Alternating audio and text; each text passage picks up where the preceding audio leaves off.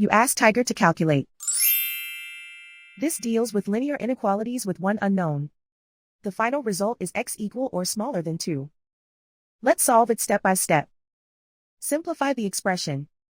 Expand the parentheses.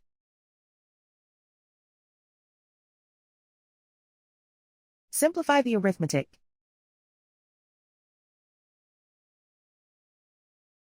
Group all constants on the right side of the inequality.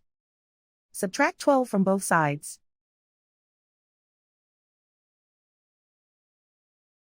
Simplify the arithmetic.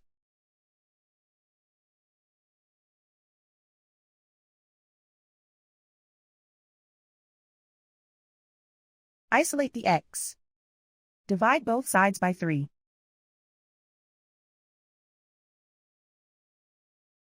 Simplify the fraction.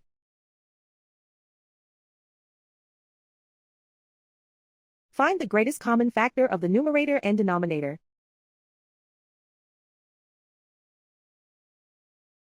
Factor out and cancel the greatest common factor.